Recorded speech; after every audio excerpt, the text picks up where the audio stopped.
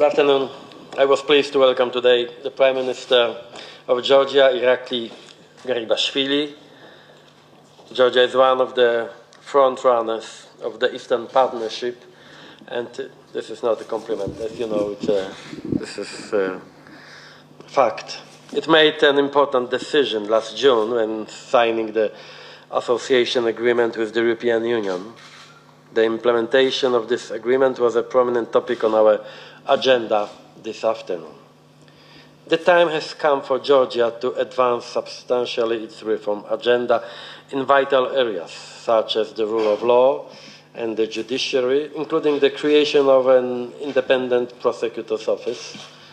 Fostering a political climate of respect and cross-party dialogue is another area where I have encouraged progress, and thank you for your understanding.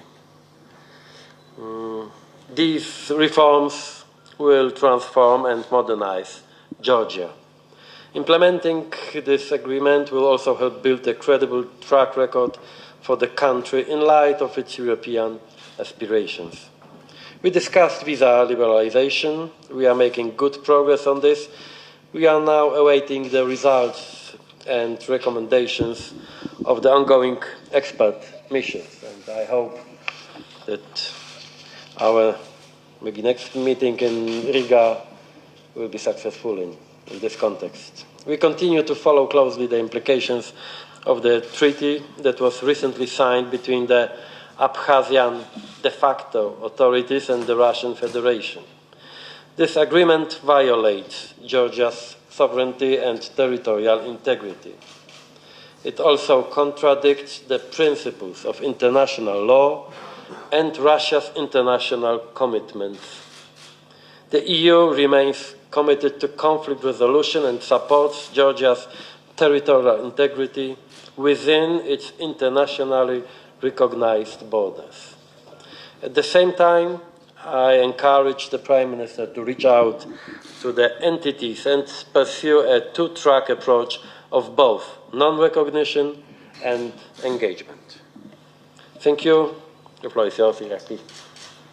Well, thank you very much, Mr. President. It is a pleasure for me to be back in Brussels and have the opportunity of meeting with you. I would like to express my sincere appreciation for the personal support that you have shown for Georgia and the European choice of our country. I think, that the EU should strengthen its engagement in Georgia and the wider region is of enormous importance for Georgia, and especially given the current regional context. I would like to underline once again that the process of Georgia's European and Euro-Atlantic integration is irreversible, and this course represents the national choice of Georgian people, well established and unwavering in spite of lasting external challenges. Today we had a very fruitful and important meeting with President Tusk. We discussed current priorities on the EU-Georgia bilateral agenda and the expectations for the upcoming Riga summit. We also exchanged views on the current security situation in the region and in Georgia, particularly on the critical role of the EU in addressing the existing challenges. Georgia has the ambition to continue to develop as a success story in the region and demonstrate the transformative power of European integration. And here I'd like to stress that the association agreement does not constitute the end point of our relations with the European Union. Rather, it paves the way towards the further progressive development of EU-Georgia cooperation. It is a primary objective of my government to demonstrate to our citizens that the European agenda delivers. So to this end, we are committed to the continued effective implementation of the association agreement, which is of key importance to us. We look forward to the upcoming Riga summit, as we discussed, Mr. President, and we are ready to demonstrate substantial progress in the implementation of our European integration agenda. And in this context, we are committed to fulfill all benchmarks of the visa liberalization action plan and expect that the Commission will positively assess the accomplishments of our government and will issue a recommendation on visa waiver for short-term travel by citizens through Georgia. Promoting security and stability is a key component of our cooperation. We also discuss about the security situation in Georgia. The current crisis in Ukraine is a matter of great concern and heavily aggravates the security situation on the European continent.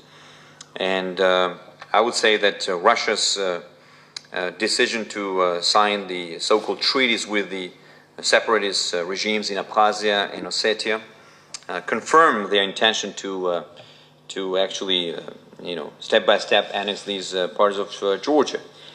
And against the background of these developments, the European Union's consolidated position vis-à-vis Russia's policy, which aims to undermine the territorial integrity and sovereignty of Eastern European countries and restrict their free foreign policy choice, is of critical importance.